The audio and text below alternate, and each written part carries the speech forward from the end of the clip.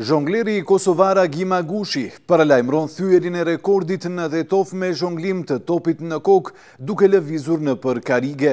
Agushi tani më po përgatitet me një intensitet më të shtuar që në mesin e muajit shtator të godas topin e futbollit me kokë pa ndërprerje edhe atë duke ecur mbi ulse.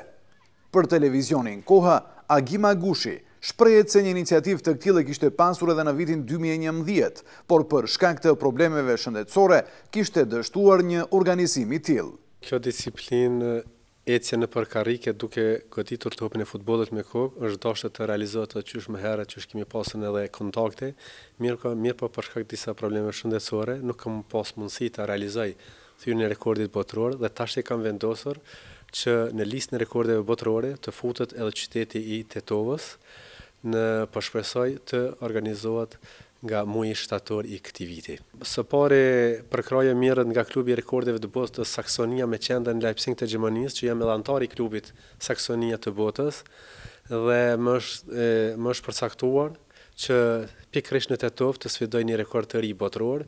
Kjo është edhe dëshira ime se ku dëshiroj unë ta sfidoj rekordin e botës, pasi që pas 2 vite shpresoj që të sfidoj 2 rekorde të botës në Tiranë, në Prishtinë, në Gjakov.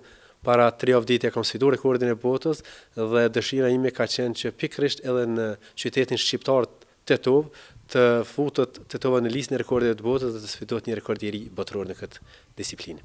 Ai ka arritur që në vitin 2005 të jetë pjesë e librit të Guinnessit, më 14 gusht të vitit 2005 në Flensburg të Gjermanisë, ku ka goditur topin e futbollit me kokë pa ndërprerje në pozitën ulur 4 orë 2 minuta e 1 sekond.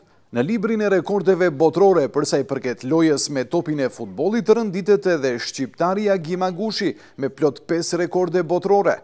Ai është njëri prej sportistëve të rallë që ka Republika e Kosovës në sportin performues dhe që ka rekorde të shumta. Tashmë është para sfidës së radhës që emri i Tetovës të shënohet në librin e Guinnessit. Këtë vit zhongleri i njohur nga Vitia ka vendosur rekord të ri botëror. Ai në Dubai u ngjit në katin e 76 të ndërtesës Sulafa Toer për 1 orë 9 minuta e 25 sekonda, duke goditur topin me kokë dhe duke u ngjitur mbrapsht.